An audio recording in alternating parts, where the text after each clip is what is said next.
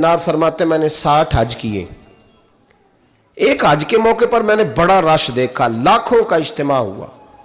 मेरी बातों की समझ तो आ रही है ना आप दोस्तों? जो नहीं बोल रहे उन्हें भी आ रही है ना? अल्लाह जज़ा दे। कहते हैं लाखों का मजमा था, तो मेरे दिल में ख्याल आया, मैंने कहा अल्लाह इतने लोग आए हैं, इनका हज कबूल भी हुआ कि नहीं? फरमाते मैं सोच रहा था तो रात को ना ख्वाब में मैंने किसी कहने वाले को कहते हुए सुना कि सब का कबूल हो गया है। बल्ख का रहने वाला मोहम्मद बिन हारून बल्खी है, उसका हज कबूल नहीं हुआ। फरमाते हैं शहरों के अलग-अलग खैमे लगते थे। अब भी आप हज करने जाएं तो पाकिस्तानियों की रिहाइशें अलग होती हैं, इंडियन की अलग, बांग्लादेश के अलग, मिस्री, यमनी, सब लोग अलग-अलग रिहाइशें होती, झंडे लगे होते हैं मुल्कों के। कहते मैंने सवेरे उठ के ढूंढना शुरू कर दिया, ढूंढता हूं वो बंदा मिले। कहते जहां बल्ख शहर के लोग रहते थे वहां चला गया, तो मैंने लोगों से पूछा तुम में मोहम्मद बिन हारून बल्खी कौन है? लोग कहने लगे वो तो बड़ा नेक आदमी है, परहेजगार है, बड़े भोले भाले, बड़े अल्लाह वाले, रियाज आपको बस हम ही जानते हैं, वो तो बड़ा नेक है, परहेजगार आदमी। कहते मैंने कहा अच्छा कहां है? उन्होंने कहा पहाड़ के पीछे उसने खैमा लगाया हुआ है, सारी रात इबादत करता है, सारा दिन रोजा रखता है, कायमुल लैल है, साइमुद दहर है। क्या बात? फरमाते मैं उन लोगों की बात सुन के हैरान हो गया कि मुझे क्या बताया गया, ये क्या कह रहे हैं। फरमाते मैं पहाड़ के पीछे गया। हजरत मालिक बिन दिनार अलैहि रहमा फरमाते हैं जब मैं वहां पहुंचा तो मैंने उस शख्स को मुसल्ले पे बैठे देखा, कसरत इबादत के आसार उसके वजूद पर नजर आ रहे थे, सीधा बाजू उसका कटा हुआ था। फरमाते 2 रकते मुकम्मल करके ना मैंने उससे अस्सलामु अलैकुम कहा तो मुझे कहने लगा वालेकुम अस्सलाम, आप मालिक बिन दिनार हैं? मैंने कहा बड़ी इसकी फिरासत है। फरमाते फिर उसने ठंडी सांस ली, कहने लगा आपको ख्वाब आई होगी कि मेरा हज कबूल नहीं हुआ। फरमाते मुझ पर और बिजली गिरी कि क्या कह रहा? फरमाते मैंने कहा यार लोग भी तेरी तारीफ कर रहे हैं और तेरी बसीरत भी बड़ी है, तो ये माजरा क्या है? कहने लगा आप ना पूछें। ये कह के उसने रोना शुरू किया, देर तक रोता रहा। मैंने कहा नहीं यार तू बता। कहने लगा नहीं आप ना पूछें, आप नाराज होंगे। मैंने कहा मैं नहीं होता, तू बोल ना। कहने लगा हुजूर 24 साल हो गए मुझे हज करते हुए, 24वां हज है मेरा, और हर साल कोई अल्लाह का वली आके बताता है कि जा चला जा तेरा कोई नहीं कबूल हुआ। बेपरवाही वेख सज्जन दी, जिथे किसे दी पेश ना जावे, उन्हें ताजा वाले दर दर रोले, ते मंगते तख्त बिठावे, आजम किसे नू कारा मिलदा ही कोई काबे खाली आवे। कहते हैं उसने मुझे कहा हुजूर 24वां हज है, हर साल कोई बताता है। मैंने कहा तेरी गलती। कहने लगा मैं अपनी माँ का नाफरमान। मैंने कहा वाकया क्या हुआ? कहने लगा हजरत अल्लाह ने मुझे दौलत दी, माल दिया, ज़मीनें दी, तो मैं अय्याश हो गया। आप यकीन करें अल्लाह लोगों को माल देता है तो वो समझते हैं मेरी चालाकी से आया है, मैं तेज़ बड़ा था इसलिए आया है, नाफरमान होते हैं। लेकिन जो रब लेना जानता है, देना जानता है, वो लेना भी। वारस शाह मान करी ना वारसां दा, रब बेवारसा करके मार दई। लोग बड़े स्मार्ट बन जाते हैं, उनकी गुफ्तगू में बड़ा तकब्बुर होता है, उनके निगाहों के अंदाज में बड़े, वो कहते हैं ओहो सब लोग बेवकूफ़ हैं, सिर्फ मैं सियाना हूं, काम जो सही चल रहा है। ओ भाई 1 मिनट लगता है इंसान को बादशाह से फकीर होने में। एक इमाम मालिक रहमतुल्लाह अलैह बैठे थे तो हारून रशीद आपसे कहने लगा इमाम अबू मालिक से, हजरत बताएं इस वक्त अल्लाह क्या कर रहा है?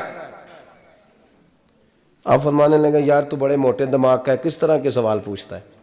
बादशाह था ना। कहा नहीं आप बताएं। तो इमाम मालिक फरमाने लगे तू तख्त पे बैठ के सवाल पूछता रहता है और मैं नीचे बैठ के जवाब देता रहता हूं, नीचे आ फिर बताता हूं। उसने कहा जनाब बताएं। फरमाने लगे तू सवाली है ना, तो तू नीचे बैठ और मैं ऊपर बैठता हूं। क्या जनाब आ जाए।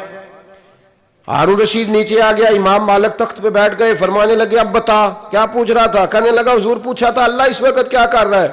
फरमाने लगे रब इस वक्त तुझे समझा रहा है कि इस तख्त पे तकब्बुर न करना, 1 मिनट लगता है मैं तुझे उठा के मालिक को बिठा दिया करता हूं।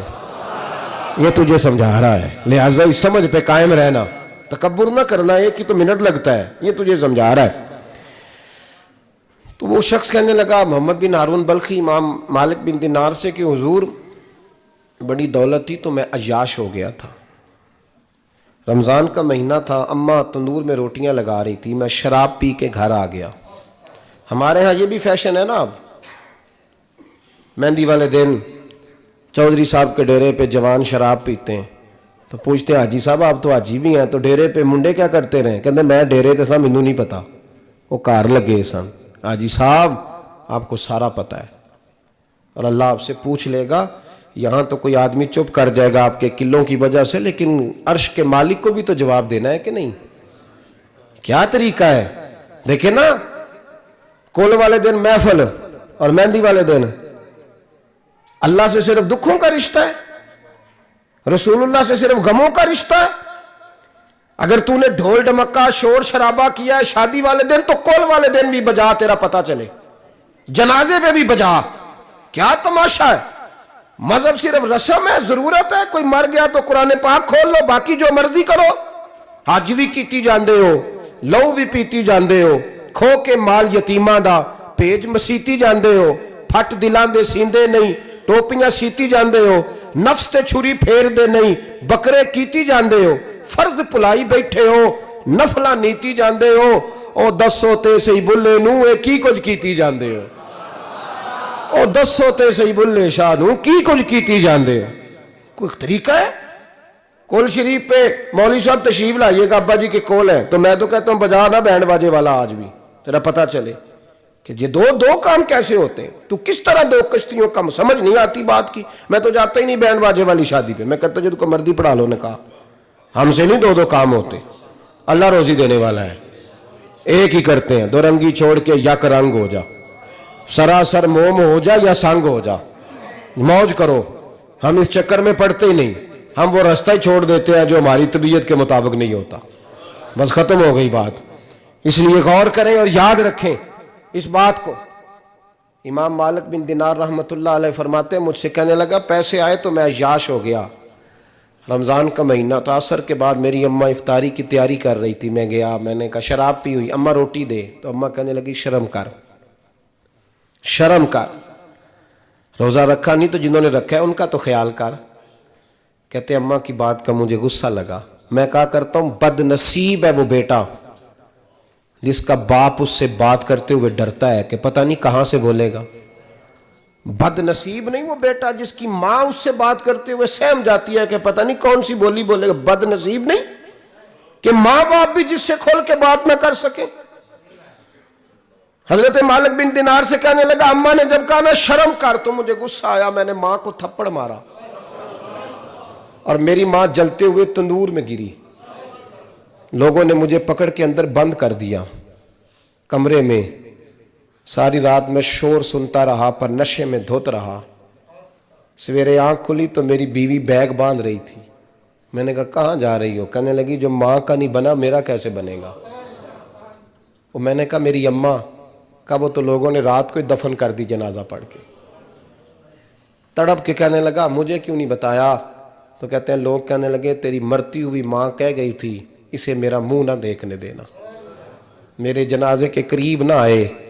حضرت مالک بن دینار فرماتے ہیں جب اس نے یہ بات سنائی تو میں نے بھی اس کے منہ پہ تھپڑ مارا، میں نے کہا تو اسی قابل ہے۔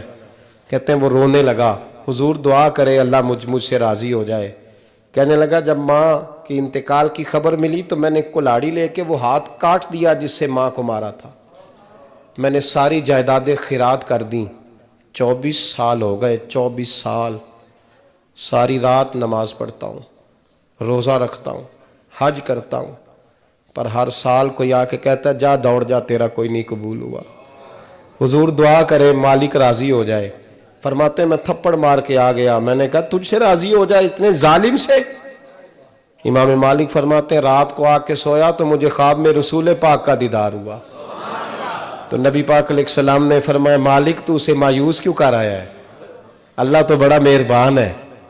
کہا حضور ماں کے نافرمان کو معافی کیسے ملے گی؟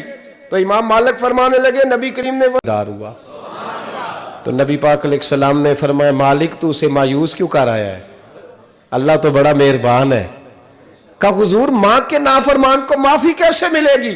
تو امام مالک فرمانے لگے نبی کریم نے فرمایا جا اسے جا کے بتا دے تجھے قیامت میں تیری ماں کی وجہ سے بخش دیا جائے گا۔ کہا حضور اماں کی وجہ سے کس طرح؟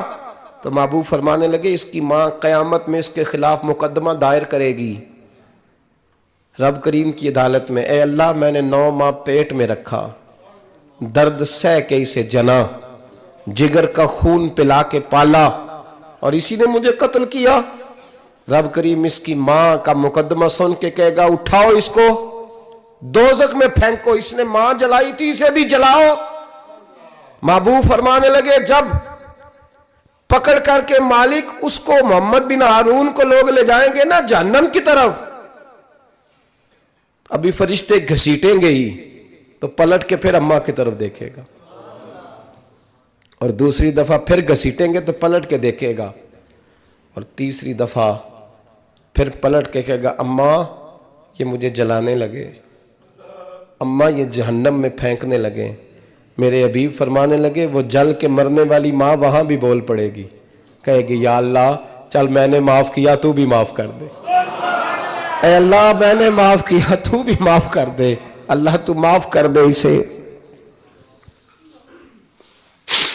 اللہ تو اس سے درگزر فرما، اسے معاف کر دے۔ میرے محبوب پاک علیہ السلام فرماتے رب کریم کہے گا اس نے تجھے جلایا، تو کہے گی اللہ یہ تو بیٹا تھا اس نے جلا دیا، میں ماں ہوں، میرے سامنے جلے تو میں کیسے برداشت کر سکتی ہوں؟ فرمایا اس نے جلا کے مارا تھا پر اسی ماں کی وجہ سے رب کریم اسے جنت عطا فرمائے گا۔ پلٹا جا کے ماں کے پیروں میں بیٹھ، جا سویرے ان پڑھ باپ سے دعا کرایا کر، جا بالکل انگوٹھا چھاپ باپ سے صبح دعا کرایا کر، دیکھ رب کریم تیرے لیے رحمتوں کے دروازے کھول دے گا۔